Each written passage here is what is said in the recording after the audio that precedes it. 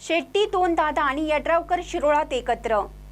शासकीय पाणीपट्टी दरवाढ रद्द करावी, सर्वच कृषी पंपांची वीज बिल माफ करावी व अन्य मागण्यांचे निवेदन शिरोळचे नायब तहसीलदार योगेश जमदाडे यांना शिरोळ तालुका सहकारी पाणीपुरवठा संस्था, व्यक्तिगत कृषी पंपधारक कृती समिती व कोल्हापूर जिल्हा इरिगेशन फेडरेशनच्या वतीने निवेदन देण्यात आलं।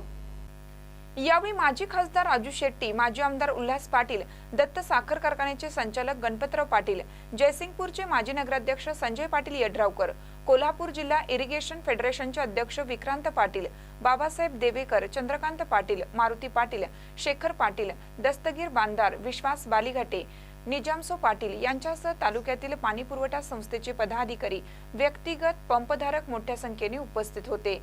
यावेळी बोलताना राजू शेट्टी म्हणाले, सरकारने तातडीने पाणीपट्टी दरवाढीचा निर्णय रद्द करावा, अन्यथा निवडणुकीत तुमची अडचण होईल असा इशारा देण्यात आला। पाहूया काय म्हणतात ते। राज्य सरकारला निवेदन देण्यासाठी म्हणून तहसीलदारांना निवेदन द्यायला इथं आपण जमलेलो आहोत। खरं तर शासनानं विजेच्या बाबतीत जो निर्णय घेतलेला आहे तो अतिशय चुकीचा आहे। कारण 7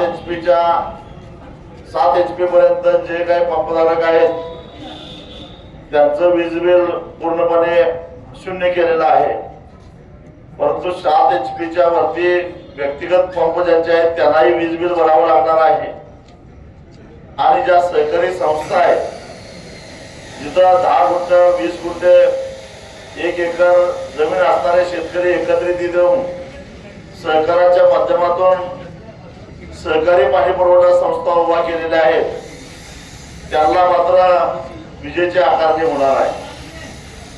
मुळामध्ये सरकारचं धोरण हे छोट्या शेतकऱ्याला डोळ्यासमोर ठेवून असलं पाहिजे, पण या ठिकाणी परिस्थिती उलटी दिसते। कारण त्यातल्या त्या 3, 4 एकर 5 एकर जमीन असणारा हा व्यक्तिगत 5 HP किंवा 7 HP मोटर बसवतो आणि ज्याची 10 गुंठ आणि 20 गुंठ असते तो सहकारी पाणी पुरवठा संस्थेचा सभासद होतो। म्हणजे छोटा शेतकरी सहकारामध्ये आहे, असं असताना त्याला वीज बिल भरावे लागते। आणि जे खरोखर त्यातल्या त्यात स्थिरस्थावर आहेत त्यांना मात्र त्याच्यातून सूट मिळते। ही विसंगती सरकारच्या लक्षामध्ये आणून देणं गरजेचं आहे। मी तुमच्या बरोबर आहे आणि आंदोलनाला पाठिंबा देण्यासाठी मी येथे आलो आहे असं मनोगत गणपतराव पाटील यांनी केलं। पाहूया काय म्हणतात ते। जी काही मागणी आहे त्या मागणीला पाठिंबा देण्यासाठी या ठिकाणी आलोय। जे अन्यायकारक जे काही पाणीपट्टीचे दर असतील, वीज दर असतील ते कमी झालं पाहिजे आणि त्या दृष्टीनं तुम्ही जे मोर्चा काढलाय त्या मोर्चाला मोठ्यापणाने तुरंतपणे आम्ही पाठिंबा द्यायचा या ठिकाणी उल्हासातील दस्तगीर असतील सर्वजण आम्ही या ठिकाणी आलो। तुमच्याबरोबर आम्ही आमदार साहेबांना जे निवेदन द्यायचं आहे त्याबरोबर आम्ही असतो एवढंच सांगतोय। आमदार राजेंद्र पाटील यड्रावकर यांच्या बरोबर आहेत, शासन स्तरावर जी मदत लागेल ती मदत करण्यासाठी तयार आहेत अशी ग्वाही त्यांच्या वतीने देतो असं मनोगत संजय पाटील यड्रावकर यांनी दिली। पाहूया ते काय म्हणतात।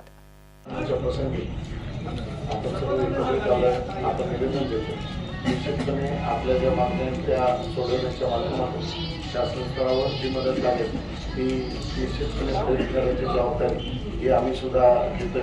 आणि त्या निमित्तानं आमदार साहेब असू देत, राजेंद्र पाटील साहेबांच्या माध्यमातून शासन स्तरावर जी मदत लागेल ती निश्चितपणे देण्याची मी ग्वाही त्यांच्या वतीनं देतो आपल्याला। आणि आम्ही सर्वजण आपल्या सोबत आहोत आणि या निमित्तानं जिथं आपल्याबरोबर राहायला लागेल तिथं निश्चितपणे आपल्याबरोबर राहू एवढंच या निमित्तानं मी सांगतो आपल्याला आणि आपल्याबरोबर आहोत। कृषी पंप आणि पाणी पुरवठा संस्थेच्या आंदोलनाच्या निमित्ताने शिरोळ विधानसभेसाठी इच्छुक असलेले उमेदवार एकत्र आल्यानं एकच चर्चा दिवसभर शिरोळमध्ये सुरू होती। महानकर न्यूजसाठी महेश पवार, शिरोळ। ताज्या बातम्यांसाठी महानकरेला सबस्क्राइब करा आणि बेल आयकॉनला क्लिक करा।